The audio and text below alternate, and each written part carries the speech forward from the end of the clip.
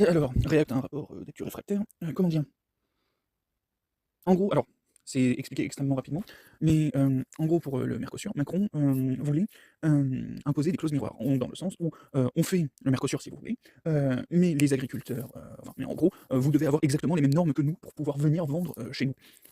Et t'as la LFI qui a voté non. Les mecs, ils sont en mode, les LATAM, ils nous montrent, latino-américains, les LATAM, ils nous montrent comment faire la révolution, ils ont juste pas de chance parce qu'eux, ils sont littéralement en dessous des Américains et donc du coup, ils sont bien forts. Hem, comment dire? Tu avais l'occasion de leur donner un outil pour qu'ils imposent à leur gouvernement des normes écolo, le strict minimum de normes écolo, hein, parce que l'Union européenne, c'est vraiment pas ça.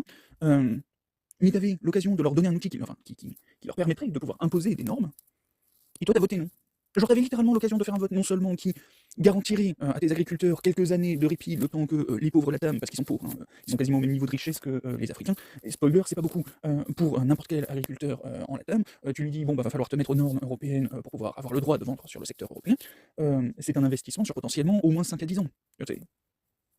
On est sur ce genre de marge de progression. Et donc, du coup, sur 5 à 10 ans, tu as tes agriculteurs qui sont tranquilles. Toi, derrière ça, ça te laisse le temps, pendant 5 à 10 ans, de faire toutes les réformes agricoles pour faire passer le système agricole français en mode permaculture et obtenir un vrai système d'excellence au niveau de l'agriculture française. Et à ce stade, en gros, si tu passes en mode permaculture, tu es obligé d'avoir une gestion individuelle de l'hectare, où tu as littéralement un agriculteur par hectare, parce que tu peux pas avoir beaucoup plus qu'un agriculteur par hectare en permaculture. Et tu obtiens à la fois un sol qui se renouvelle extrêmement bien, bref, voilà, tu as extrêmement, enfin, t'as beaucoup d'avantages qui vont extrêmement vite à, entre guillemets, capitaliser. Bref, globalement, toi, tu fais tes réformes écolo, t'offres un modèle écolo stable pour le reste de la planète, en sachant que les Latam, eux, ils ont en gros un train de retard, mais eux, derrière ça, ils peuvent faire une agriculture correcte. Bref. Et toi, derrière ça, tu t'en fais, alors déjà, tu redonnes quasiment ces lettres de noblesse à l'agriculture, parce que littéralement, pour faire de la permaculture, il faut au moins un niveau master en écologie, en biologie, alors en études d'écosystème, bref. Il faut au moins un master pour faire, pour réellement, c'est-à-dire que là où actuellement, agriculteur, c'est, tu prends 6 mois de CAP pour apprendre à conduire un tracteur, 6 mois de CAP pour apprendre vaguement quand acheter tes graines à. C'est Bayer, c'est Roundup, je ne me rappelle plus qui est le fournisseur américain principal, bref.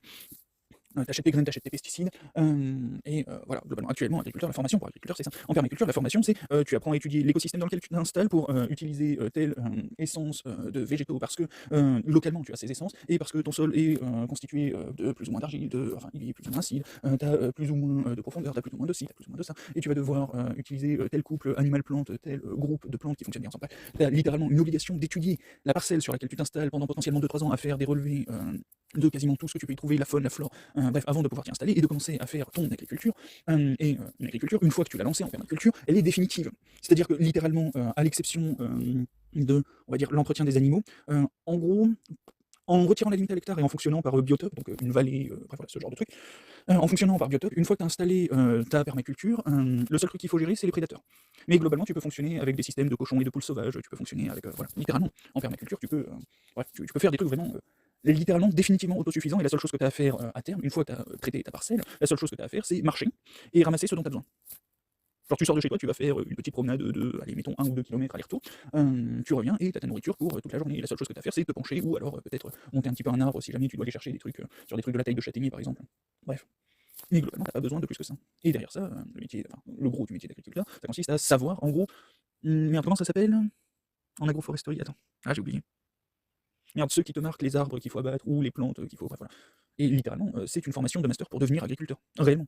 Et du coup, toi, quand tu arrives et que tu as ça, alors déjà, tu pas de problème, tu pas de besoin d'engrais, tu pas besoin de pesticides, tu pas besoin de whatever, parce que tu as tout sur place, tu as ta ruche d'abeilles aux 100 mètres carrés qui permet de polliniser tout ça, tu as tes arbres qui sont contrôlés, qui permettent de retenir l'humidité, d'empêcher les gels d'être un peu trop violents, ou alors les canicules d'être un petit peu trop violents. Bref, en gros, ça te permet de maintenir un climat où tu as l'air qui reste à peu près tiède, globalement sous la cime des arbres. Bref, voilà, tu as ton truc, ça te permet d'éviter l'impact, par exemple, d'une pluie de grêlon en période orageuse, en transition été-hiver ou hiver-été. Bref, voilà, ça te permet de normaliser les trucs. Bref, voilà.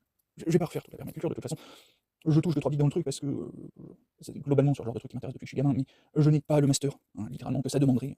Et encore, c'est un master spécialisé sur le terrain que tu es en train d'acquérir, sur l'hectare que tu vas devoir gérer pendant 20-30 ans, et après ça, t'as plus rien à faire à part aller ramasser ce qu'il y a dedans. Bref. Mais globalement, toi, tu vois, tu te lances sur des réformes agricoles pendant 5 ans, tu construis ta réforme agricole de sorte à ce que ça corresponde, parce que là, littéralement, hein, le truc dont je suis en train de parler, t'as pas besoin de tracteur, t'as pas besoin d'essence, t'as pas besoin d'investissement énergétique, t'as juste besoin de faire de l'attraction animale pendant 20-30 ans sur un hectare, et derrière ça, ton hectare est autosuffisant, t'as juste à venir couper un arbre ou deux de temps à autre, à venir retirer quelques plants d'arbres pour les mettre en bordure de ton terrain quand. Bref, voilà, t'as juste à faire vaguement de la gestion, ça te demande d'avoir les connaissances pour faire une gestion correcte, mais derrière ça, tu peux laisser le truc rouler, voilà, c'est infiniment, c'est-à-dire que t'as fait ta parcelle, et derrière ça, hors changement climatique, alors hors construction du terrain non adapté au changement climatique, tu as fait un truc qui va durer 200, 500, 1000 ans, ça dépend du temps qu'on mettra à avoir besoin du bois qui est présent localement. Et encore une fois, le bois présent localement, on a juste à le faire cycler. Une fois de temps à autre, on coupe un gros arbre parce qu'il y en a un qui va pouvoir prendre sa place, voilà. Bref. Et derrière ça, c'est juste de l'entretien de terrain, enfin juste entre guillemets, encore une fois, voilà, ça te demande d'avoir un niveau de master en biologie pour comprendre l'écosystème que tu es en train de contrôler, mais voilà, c'est bon. Bref. Et donc du coup, toi, une fois que tu as fait ça, tu comprends bien que chaque gramme de nourriture qui sort de ce machin vaut infiniment plus cher et infiniment plus qualitatif que n'importe quel gramme de nourriture sorti de n'importe quelle agriculture non similaire en France. Et donc du coup, derrière ça, quand toi tu as fait ta réforme et que tes agriculteurs ils ont fait leur réforme, enfin qu'ils ont adapté leur territoire, quand tu as les Latins qui arrivent avec leur agriculture similaire, enfin similaire à ce que l'Union Européenne impose, bah, c'est pas un problème. Économiquement, c'est pas un problème parce que en gros, c'est comme si qu'ils arrivaient avec du vin fait en Latam et qu'ils essayaient de concurrencer le champagne. Le Bordeaux, voilà, c'est. Si tu veux, bon courage.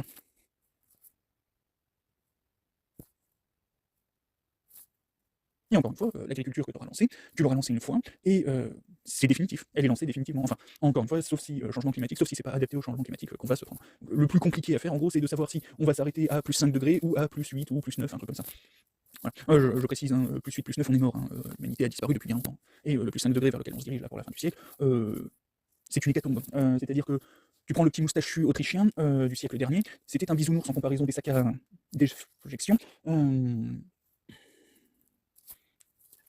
Bref, il est très mignon en comparaison des sacs à merde qui sont en train de nous pourrir la vie. Littéralement pourrir la vie, au sens éteindre la vie sur Terre, éteindre la seule trace de vie dans l'univers. Littéralement, hein, on est en train de les regarder en mode oui, tenez, prenez vos parts de marché, oui, tenez, vous êtes des bons actionnaires, oui, tenez, oh oui, maître, esclavager absolument toute la population humaine pour vos bons petits désirs. Tout ça pour quelques zéros en plus sur des comptes en banque que vous n'allez jamais utiliser. Le tout sans jamais laisser le moindre héritage à vos gosses. Bref, voilà. Bref, et donc du coup, toi, à la FI, t'es là en mode, oui, donc on a l'occasion de forcer littéralement hein, l'agriculture française à littéralement devoir suivre les normes écologiques pour devenir une agriculture de qualité, tout en permettant aux LATAM d'avoir un socle de base qui leur permette, eux, d'arrêter de détruire l'Amazonie, de commencer à respecter leur environnement, tout ça. Bref, t'as l'occasion de forcer la révolution agricole dont on a besoin en France, et en même temps, alors, révolution agricole qui, encore une fois, sert de modèle au reste du monde, parce qu'une fois qu'on a montré que le modèle en permaculture est viable, on l'a montré au monde entier. Et de la même façon que le monde entier nous envie le champagne et reconnaît le champagne pour sa qualité, le monde entier sera obligé de reconnaître, et cherche derrière ça tel truc, le monde entier sera obligé de reconnaître que la méthode et les résultats qui vont avec sont au-delà de toute concurrence. Au-delà de toute valeur. Tu n'as aucune concurrence dans l'agriculture intensive ou dans l'agriculture conventionnelle. Il y a des guillemets conventionnels. Bref, non, parce que vous appelez ça agriculture conventionnelle. Mon grand-père, qui a fait la Seconde Guerre mondiale, il est né dans un monde où l'agriculture conventionnelle, ça s'appelait la permaculture. Enfin, c'est ce qu'on appelle aujourd'hui la permaculture. Donc ça n'a de conventionnel que le nom qu'on lui donne, parce que pour de vrai, ce modèle nous a été imposé par le plan Marshall. Bref, voilà. Ce modèle nous a été imposé par le plan Marshall, de la même façon que la réduction du nombre d'agriculteurs, de la même façon que la réduction de la qualité de nos sols, de la même façon que la réduction de la qualité de tout ce qu'on produit. Bref. Donc du coup, voilà, toi, tu as l'occasion de faire d'une pierre trois coups, imposer, forcer le modèle agricole à évoluer en France, permettre au monde entier d'avoir un exemple de modèle agricole stable dans le temps, et en plus de ça, permettre à tout un continent d'avoir un socle solide, et toi, tu votes non. Quel genre de sac à merde tu es? Je veux dire, le mec, il a fait de la merde pendant 7 ans, la seule décision qu'il fait, qui est un petit peu dans l'intérêt de tout le monde et qui peut être un petit peu utile, première fois qu'il fait un truc et tu lui craches à la gueule. C'est la première fois qu'il fait quelque chose de presque correct. Je dis presque correct parce que normalement, il est censé avoir tout ce que je viens d'expliquer dans les cartons au moment où il le propose. Bref. Là, il n'y aura pas le choix. Il n'y aura pas le choix que de passer en mode agriculture de qualité et de balancer tous les moyens économiques qu'on a pour passer en mode agriculture de qualité, parce que sinon, c'est la France qui va se faire rouler dessus. Et si la France se fait rouler dessus, c'est l'économie, la seule vraie économie stable, parce que les Allemands, je mets un spoiler, ils ont aucune stabilité économique. Vraiment, hein, ils n'ont pas de modèle social, ils n'ont pas de modèle économique. La seule chose qu'ils ont, c'est des banques américaines qui les ont financés. C'est tout. Ils n'ont pas d'histoire à proprement parler, ils n'ont pas d'économie à proprement parler, ils n'ont pas de modèle social à proprement parler. Le seul vrai socle qui fait tenir l'Europe actuellement, c'est la France. Et c'est la France qui se fait parasiter par l'Allemagne depuis que les collabos de la Seconde Guerre mondiale, les collabos, ceux qui ont collaboré avec les Allemands sous Pétain, c'était les grandes puissances industrielles de l'époque qui ont trouvé un accord économique parfait, qu'ils ont fait développer en Union Européenne. Bref, bon, voilà, le modèle allemand n'existe pas, c'est un truc financé par les banques américaines qui a juste servi à détruire et à servir l'Europe, le continent européen, aux États-Unis, en sachant qu'aujourd'hui, les États-Unis sous Trump, c'est une augmentation des taxes, enfin c'est un doublement des taxes, c'est une suppression des aides, c'est une suppression de la défense militaire. Bref, en gros, maintenant qu'ils nous ont bien enculés pendant un siècle, ils vont nous balancer comme la vieille pute souillée. Bref, voilà. Donc du coup, là, l'Union européenne, si elle réagit pas, elle se fait lourder par les États-Unis. Là, on est en train de se faire lourder par les États-Unis. On a le même niveau économique, ça aura pris un bon siècle pour nous supprimer de puissance économique, mais on a le même niveau économique que les Latam ou quasiment les Africains. Il y a les Chinois qui sont en train de sortir à côté, t'as les Russes qui ont une alliance avec les Chinois. Nous, on est entre les deux, et la seule chose qu'on va se faire, c'est crever pour un néo-nazi en Ukraine. Voilà. Donc du coup, toi, tu avais l'occasion de mettre un grand coup de pied à dans la fourmilière et permettre voilà, de faire le triple coup en votant oui, et t'as voté non. Bien joué l'aveugle. Allez, tchuss.